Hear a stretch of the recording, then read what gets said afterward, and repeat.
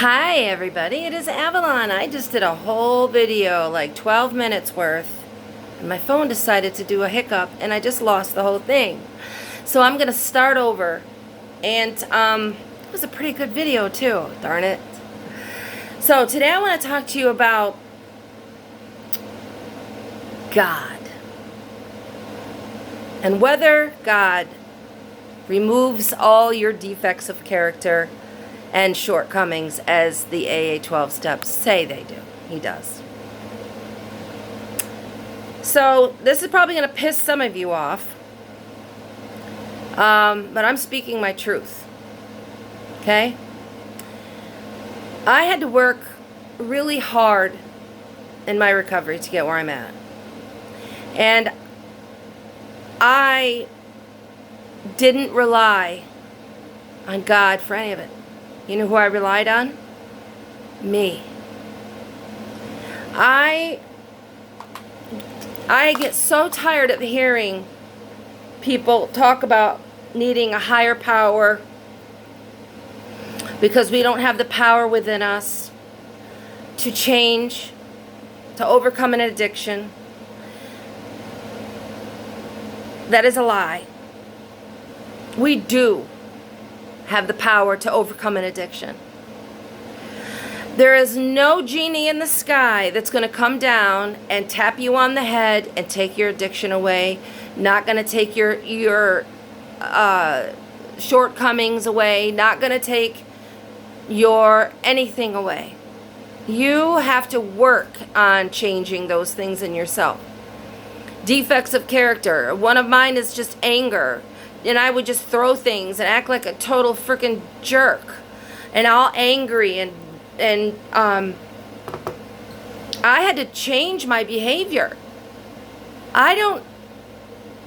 The 12 steps, AA has helped me a lot in changing a lot of things about myself. I did it. I read that certain things need to be changed, and I did it by practice.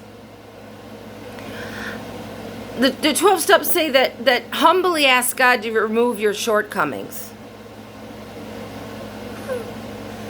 Really? Because God is not going to come and remove anything. You have to work hard on yourself. Excuse me.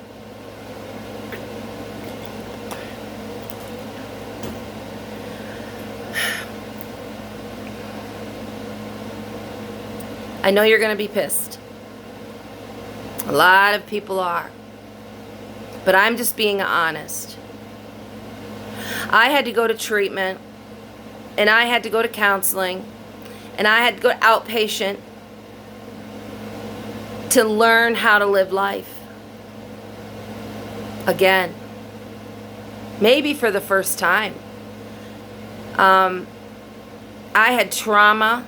I had all, stuff inside of me that I had to work on getting out.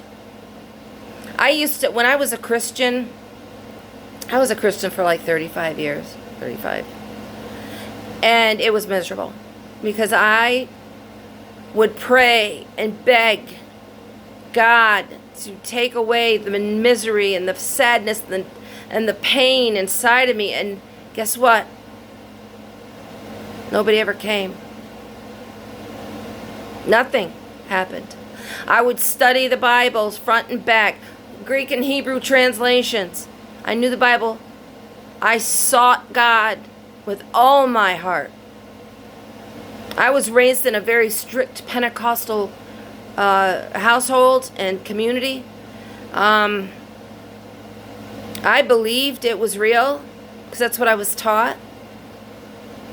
I just thought God hated me because He wasn't coming and helping me not be so sad and miserable.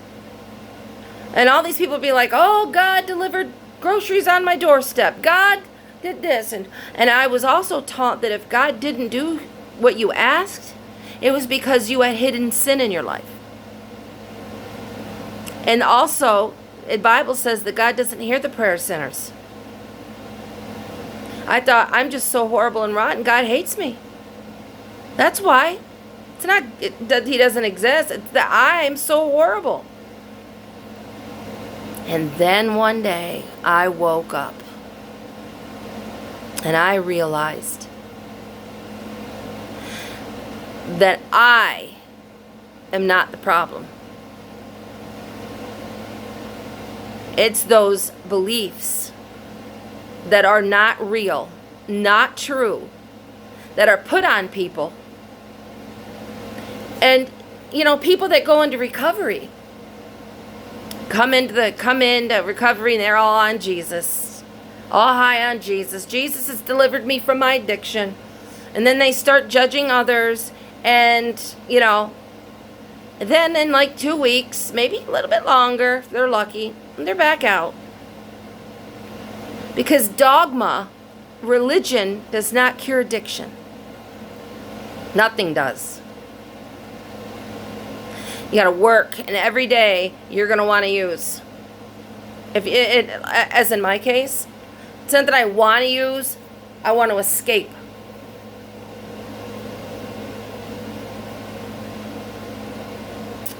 And I'm an addict, and for the rest of my life, that is going to be my solution. The only solution that covered it up was opiates. And, but I can't live a life covering it up. I have to continually work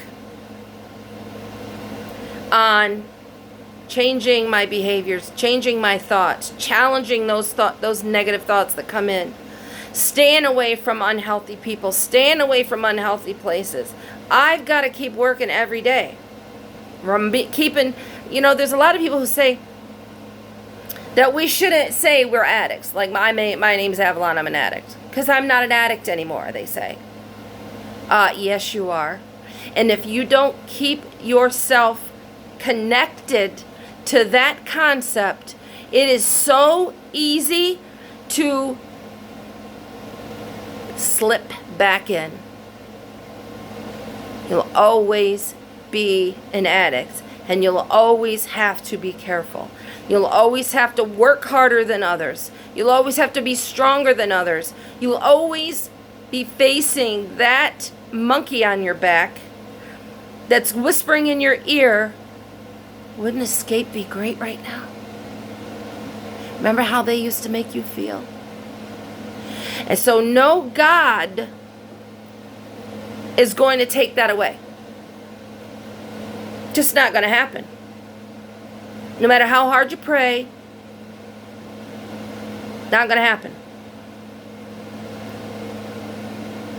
Got to do it yourself. And guess what? If you have any clean time, you give yourself credit. You don't have to give the credit to some imaginary person in the sky. You give yourself credit because you kept yourself clean and sober. You are doing it. Whether it's 5 minutes, whether it's 5 hours or 5 years, you are the one that's making the decision to not put that in your body. And why should you give the credit to anybody else if you're the one that's fighting? You're the one that's screaming sometimes because the temptation is so horrible. Nobody's coming and removing that temptation. If you got through it, it's because you are strong. You have the capability of being strong. And you can do it. And be proud of yourself. And don't be, oh, Jesus delivered me from addiction. No, if you are not using, it's because you made that choice. And you're working your ass off. And if you're sitting around waiting for somebody to come along and take it away, you're going to be waiting a long time. The time is now to get up, to get going, and get to work on yourself. Get treatment, get counseling, whatever you got to do. You do it. Because then you're not going to get struck on the head by a lightning bolt, and it's going to take all your addiction away. And if it's Jesus does this, I will never want to use again. No. That's a lie. We all want a quick fix. That's what made us addicts. We all want a quick fix. We want something easy. There ain't nothing easy about getting clean and sober. It's a lot of work. Kratom's not going to do it for you. Suboxone's not going to do it for you.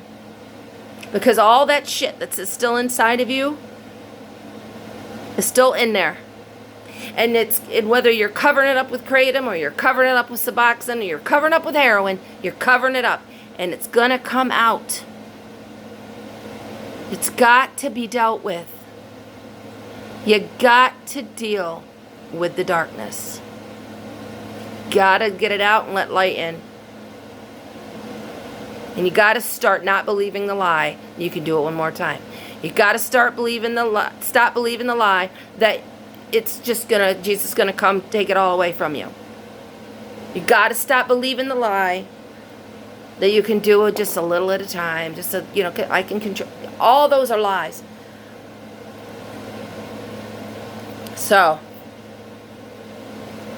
if I pissed you off, I don't know what to say. But I'm speaking the truth. And it's not because I'm a God hater. It's not God I hate. I don't like people that mentally manipulate others into setting them up for failure. Because if you're telling somebody pray harder, you're setting them up for failure. Because there's no prayer that can take away addiction. There isn't. I don't like it when people put their beliefs over onto other people. Maybe it works for them. That's great. But it doesn't work for everybody. And that's what I don't like. I don't like what religion has done to this world, to people. And I'm not talking spirituality. I'm talking religion. So, I hope that you're all having a good day. Brightest blessings and Goddess bless. Please give the video a thumbs up. I will be announcing the Kratom winner tomorrow, the contest winner tomorrow. Not too many people must have watched the video all the way through because I don't have very many people putting their numbers up. And that's why I wanted to do it that way, because I didn't want to announce it and then have all kinds of people who really barely ever watch my videos winning the Kratom. So, anyway, Brightest blessings and Goddess bless everybody.